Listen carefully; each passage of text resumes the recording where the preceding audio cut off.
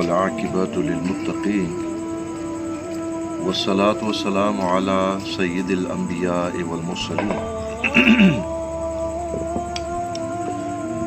وعلی آلہ الطیبین الطاہرین وعلی اصحابہ الہادین المہدیین اما بعد اعوذ باللہ من الشیطان الرجیم بسم اللہ الرحمن الرحیم۔ ناظرین مکرم، سورہ بقرہ شریف کے حوالے سے ہماری گفتگو جاری تھی۔ اسی گفتگو کو آگے بڑھاتے ہوئے اگلی آیہ مقدسہ کہ فَأَزَلَّهُمُ الشَّيْطَانُ عَنْهَا فَأَخْرَجَهُمَا مِمَّا كَانَ فِيهِ وَقُلْنَا اهْبِطُوا بَعْضُكُمْ لِبَعْضٍ عَدُوٌّ وَلَكُمْ فِي الْأَرْضِ مُسْتَقَرٌّ وَمَتَاعٌ إِلَىٰ حِینٍ۔ اللہ رب العزت نے ارشاد فرمایا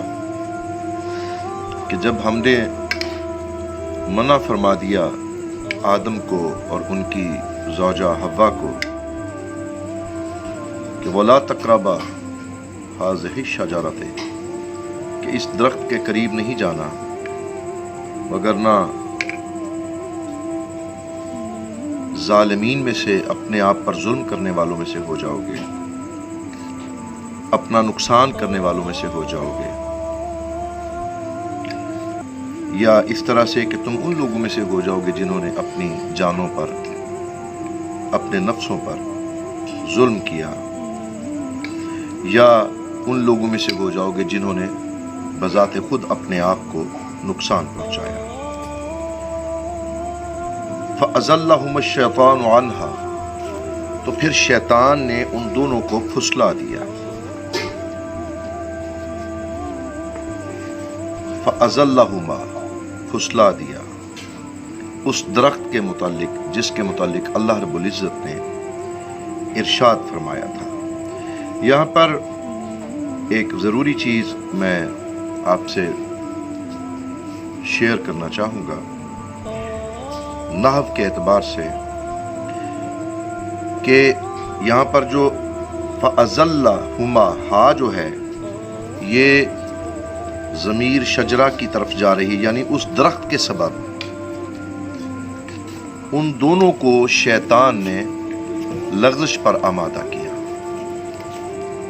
یا پھر اس کی تحقیق کے اعتبار سے اگر دیکھا جائے کہ شیطان نے درخت کی وجہ سے ان سے لغزش صادر کروا دی، ان دونوں کو جنت سے پھسلا دیا، بمانی نکلوا دیا اور دور کرا دیا، دور ہو گئے دونوں۔ قرات کے اعتبار سے اگر دیکھا جائے تو حمزہ نے فازا الہما پڑھا ہے اس کو، اور تعویل میں آدم علیہ السلام کی لغزش خطا تھی، خواہ انہی کو تنزیہ پر محمول کرو یا لام کو عہد خارجی کا مانو، گویا اللہ تعالیٰ نے جن سے آدم کا ارادہ فرمایا۔ یعنی اس سے یہ مسئلہ ایک سامنے آ گیا کہ لغزش کا جو لفظ ہے اس کا اطلاق انبیاء کرام علیہم السلام کے لیے درست ہے، جس کی بیان مثال جو ہے مشایخ بخاری نے کہا کہ زلہ کا لفظ اسم فعل ہے، مخالفت کا قصد کرنے کے بغیر کسی حکم کے خلاف کرنا، یعنی قصدن نہیں، کسی کام کا ہو جانا حکم کے خلاف۔ جیسے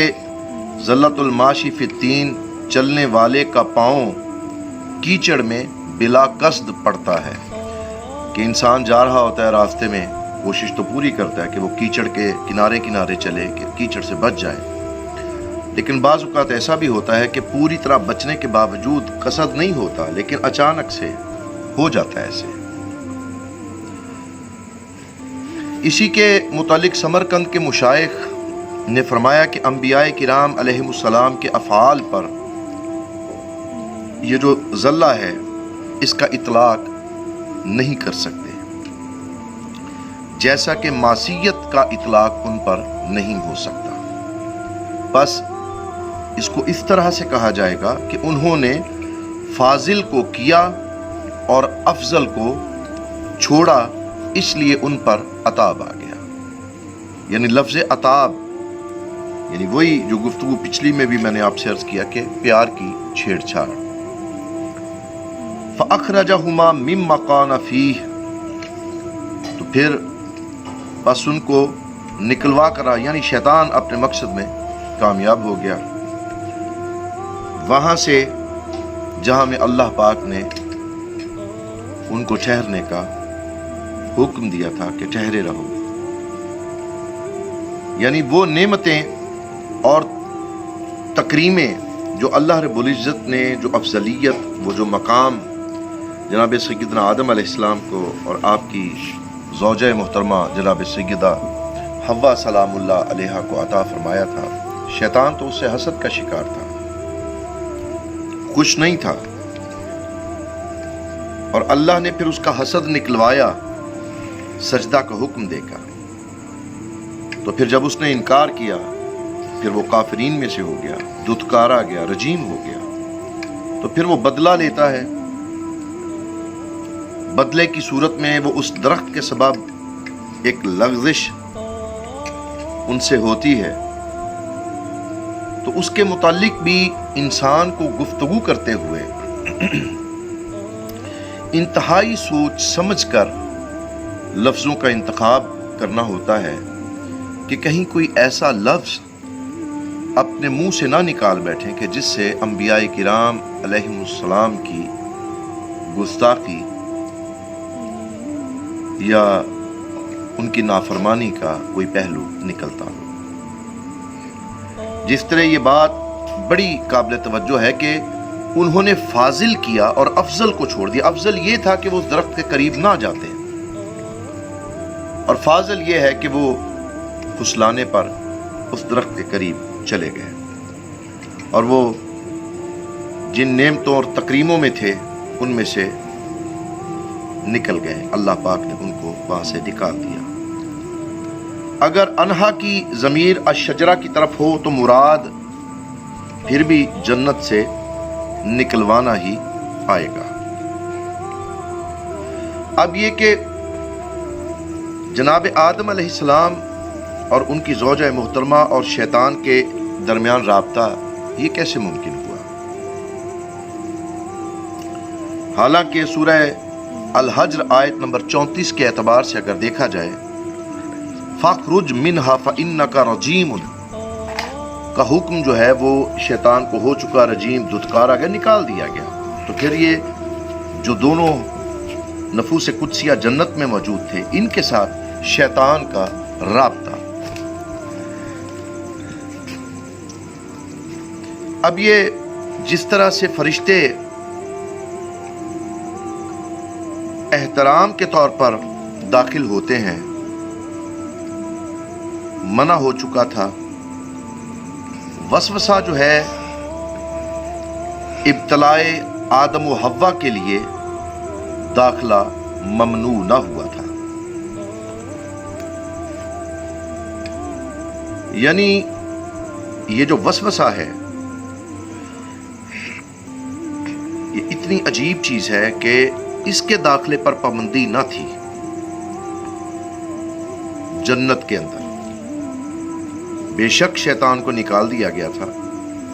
لیکن اس کی ہیلا کاریاں، روایت اس میں اس طرح سے آتی ہے کہ شیطان نے جنت میں داخل ہونا چاہا تو اس کو داروغہ جنت نے منع کر دیا، روک دیا۔ پھر وہ سانپ کے منہ میں داخل ہو کر جنت میں داخل ہو گیا۔ یہ بھی کہا گیا کہ دروازہ جنت کے پاس کھڑے ہو کر اس نے آواز دی۔ اب یہ ہے کہ اس کا مخاطب کون تھا؟ وَقُلْ نَهْبِطُوا، ہم نے کہا اترو۔ الحبوت کا معنی زمین کی طرف اترنا ہے۔ خطاب جناب آدم حوا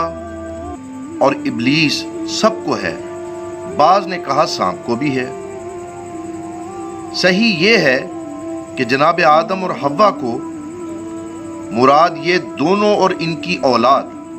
یعنی جتنی بھی اولاد ان کی پشت سے، ان کی صلب سے پیدا ہوئی، وہ حکم اس ساری اولاد کے لیے ہے، کیونکہ وہ دونوں کل انسان تھے، کیونکہ انسانیت وہیں سے شروع ہوتی ہے۔ انسان کی جو ترویج ہے، جو اس کی افزائش ہے، وہ انہی دونوں نفوس قدسیہ سے ہوئی ہے۔ تو گویا وہ ساری جنس انسان تھی۔ اس کی دلیل جو سورہ طٰہٰ آیت نمبر 23 قَالَ اهْبِطَا مِنْهَا جَمِيعًا میں ہے کہ یہ ساری ایک ہی جمعیت ہے جو نسل آدم ہے، وہ جناب آدم علیہ السلام سے ہی ہے۔ پھر یہ فرمایا کہ بعضکم لبعض عدو، کہ تم میں سے بعض کے دشمن، یعنی تم ایک دوسرے کے دشمن ہو۔ اس سے مراد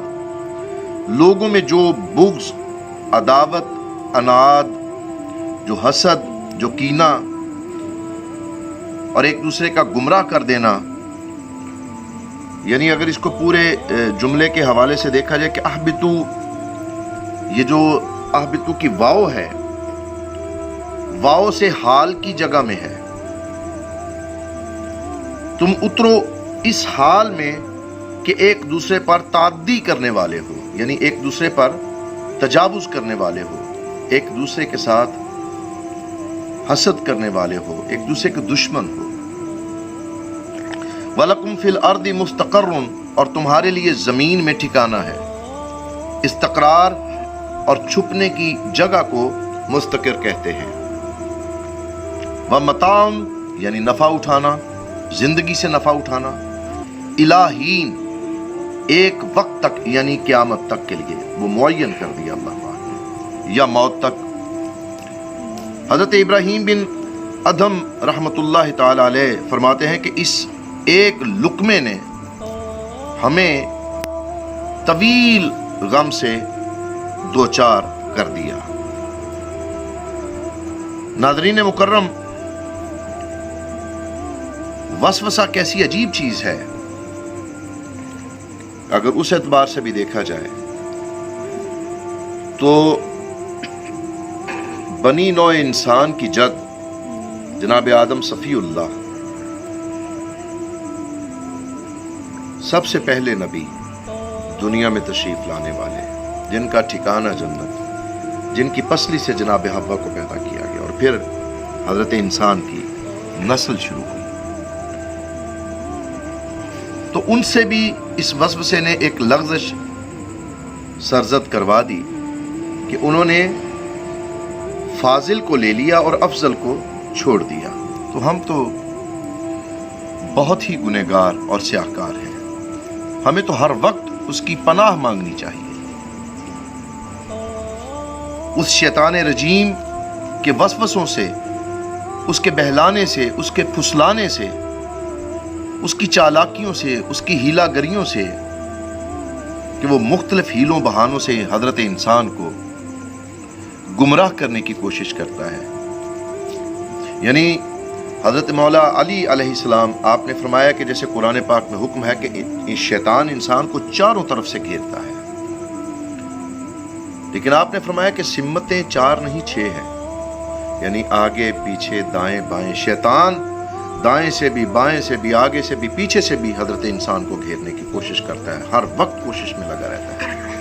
اور انسان اس کے فریب میں آ بھی جاتا ہے۔ لیکن 2 سمتیں، ایک اوپر والی سمت اور ایک نیچے والی، یعنی انسان کے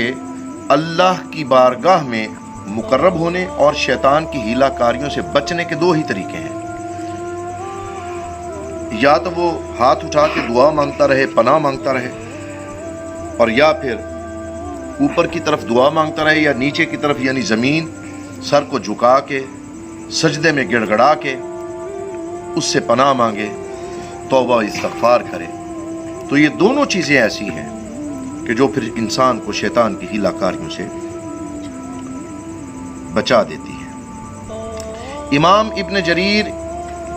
ابن ابی حاتم نے حضرت ابن عباس رضی اللہ تعالی عنہ سے فَأَزَلَّهُمَا کا معنی جو ہے فَأَغْوَاهُمَا نقل کیا ہے، یعنی شیطان نے اس درخت کے سبب ان دونوں کو سیدھے راستے سے ہٹا دیا۔